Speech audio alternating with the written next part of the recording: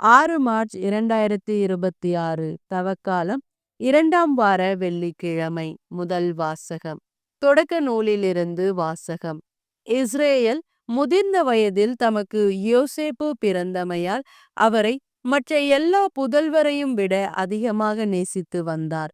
அவருக்கு அழகு வேலைப்பாடுகள் நிறைந்த ஓர் அங்கியை செய்து கொடுத்தார்.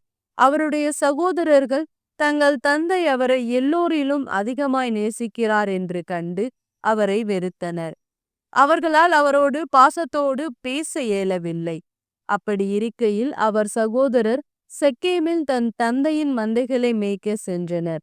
இஸ்ரேல் யோசேப்பை நோக்கி, உன் சகோதரர்கள் செக்கேமில் ஆடு மேய்க்கின்றார்கள் அல்லவா, அவர்களிடம் உன்னை அனுப்ப போகிறேன் என்றார். யோசேப்பு தம் சகோதரரை தேடிச் சென்று தோத்தானில் அவர்களை கண்டுபிடித்தார். தொலையில் அவர் வருவதைக் கண்ட அவர்கள் தங்களுக்கு அருகில் அவர் வருமுன் அவரை கொல்ல திட்டமிட்டனர். அவர் சகோதரர்கள் ஒருவரை ஒருவர் நோக்கி, இதோ வருகிறான் கனவின் மன்னன், நாம் அவனை கொன்று இந்த ஆழ்குழிக்குள் ஒன்றில் தள்ளிவிட்டு ஒரு கொடிய விலங்கு அவனை தின்றுவிட்டது என்று சொல்லுவோம். அப்பொழுது அவனுடைய கனவுகள் என்ன ஆகும் என்று பார்ப்போம் என்றனர். ரூபன் இவற்றை கேட்டு அவரை அவர்கள் கையில் இருந்து தப்புவிக்கும் எண்ணத்தில் அவர்களை நோக்கி, நாம் அவனை சாகடிக்க வேண்டாம் என்றார். ரூபன் அவர்களை நோக்கி, அவன் இரத்தத்தை சிந்தாதீர்கள், அவனை பாலை நிலத்திலுள்ள இந்த ஆழ்குழிக்குள் தள்ளிவிடுங்கள், அவன் மீது கை வைக்காதீர்கள் என்று சொன்னார். ஏனெனில் அவர் அவர்கள் கையில் இருந்து அவரை தப்புவித்து தம் தந்தையிடம் சேர்ப்பிக்கும் நோக்கம் கொண்டிருந்தனர். யோசேப்பு தம் சகோதரரிடம் வந்து சேர்ந்தவுடன் அவர் அணிந்திருந்த அழகின் வேலைப்பாடுகள் நிறைந்த அங்கியை உரித்துவிட்டு அவரை ஆழ்குழிக்குள் தூக்கி போட்டனர். அது தண்ணீர் இல்லாத வெறும் குழி.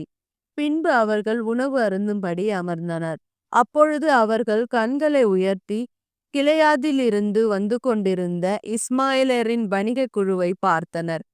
நறுமண பொருட்களையும் தைல வகைகளையும் வெள்ளை போலத்தையும் அவர்கள் ஒட்டகங்களின் மேல் ஏற்றி எகிப்துக்கு சென்று கொண்டிருந்தனர். அப்பொழுது யூதா தம் சகோதரர்களை நோக்கி, நாம் நம் சகோதரனை கொன்று அவன் இரத்தத்தை மறைப்பதனால் நமக்கு என்ன பயன்? வாருங்கள், இஸ்மேலருக்கு அவனை விற்று விடுவோம், அவன் மேல் நாம் கை வைக்க வேண்டாம், ஏனெனில் அவன் நம் சகோதரனும் நம் சொந்த சதையுமாயிருக்கிறான் என்று சொல்ல அவர்கள் சம்மதித்தனர். ஆகையால் மிதியான் நாட்டு வணிகர் அவர்களை கடந்து செல்லுகையில் குழியிலிருந்து யோசேப்பை தூக்கி அந்த இஸ்மேலரிடம் 20 வெள்ளிக்காசுக்கு விற்றனர். அவர்களும் யோசேப்பை எகிப்திற்கு கொண்டு சென்றனர். ஆண்டவரின் அருள்வாக்கு. இறைவா உமக்கு நன்றி. பதிலுரை பாடல். பல்லவி. ஆண்டவர் செய்த வியத்தகு செயல்களை நினைவு கூறுங்கள். நாட்டில் அவர் பஞ்சம் வரும்படி செய்தார். உணவென்னும் ஊன்றுகோலை முறித்து விட்டார். அவர்களுக்கு முன் ஒருவரை அனுப்பி வைத்தார். யோசேப்பு என்பவர் அடிமையாக விற்கப்பட்டார். பல்லவி. ஆண்டவர் செய்த வியத்தகு செயல்களை நினைவு கூறுங்கள். அவர் தம் கால்களுக்கு விலங்கிட்டு அவரை துன்புறுத்தினார். அவர் தம் கழுத்தில் இரும்பு பட்டையை மாட்டினார். காலம் வந்தது, அவர் உரைத்தது நிறைவேறிற்று. ஆண்டவரின் வார்த்தை அவர் உண்மையானவர் என மெய்ப்பித்தது. பல்லவி. ஆண்டவர் செய்த வியத்தகு செயல்களை நினைவு கூறுங்கள். மன்னர் ஆள் அனுப்பி அவரை விடுதலை செய்தார். மக்கள் இனங்களின் தலைவர் அவருக்கு விடுதலை அளித்தார். அவர் அவரை தம் அரண்மனைக்கு தலைவராக்கினார். தம் உடைமைகளுக்கெல்லாம் பொறுப்பாளராக ஏற்படுத்தினார். பல்லவி. ஆண்டவர் செய்த வியத்தகு செயல்களை நினைவு கூறுங்கள். நற்செய்தி வாசகம். மத்தேயு எழுதிய தூய நற்செய்தியிலிருந்து வாசகம். அக்காலத்தில் இயேசு தலைமை குருக்களையும் மக்களின் மூப்பர்களையும் நோக்கி கூறியது. மேலும் ஒரு உவமையை கேளுங்கள். நிலக்கிழார் ஒருவர் திராட்சை தோட்டம் போட்டு சுற்றிலும் வேலி அடைத்து அதில் பிழிவுக்கு குழி வெட்டி ஒரு காவல் மாடமும் கட்டினார்.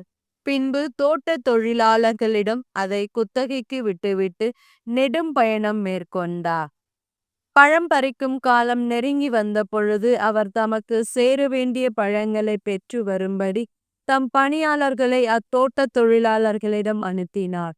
தோட்ட தொழிலாளர்களோ அவருடைய பணியாளர்களை பிடித்து ஒருவரை நெய்யை புடைத்தனர். ஒருவரை கொலை செய்தார்கள், ஒருவரை கல்லால் எறிந்தார்கள். மீண்டும் அவர் முதலில் அனுப்பியவர்களை விட மிகுதியான வேறு சில பணியாளர்களை அனுப்பினார். அவர்களுக்கும் அப்படியே அவர்கள் செய்தனர். தம் மகனை மதிப்பார்கள் என்று அவர் நினைத்து கொண்டு அவர் இறுதியாக அவர்களிடம் அனுப்பினார்.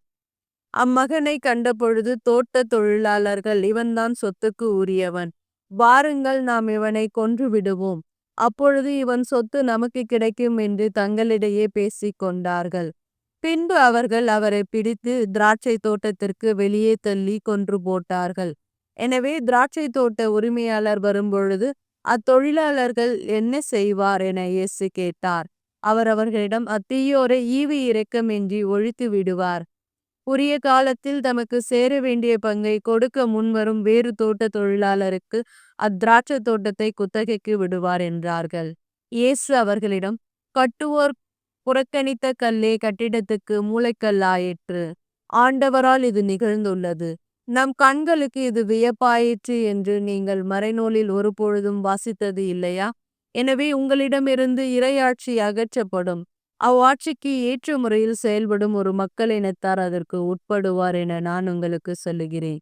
தலைமை குருக்களும் பரிசேயரும் அவருடைய ஊமையை கேட்டபொழுது தங்களை குறித்தே அவர் கூறினார் என்று உணர்ந்து கொண்டனர். அவர்கள் அவரை பிடிக்க வழி தேடியும் மக்கள் கூட்டத்தினர் அவரை இறைவாக்கினர் என்று கருதியதால் அவர்களுக்கு அஞ்சினர். ஆண்டவரின் அருள்வாக்கு. கிறிஸ்துவே உமக்கு புகழ்.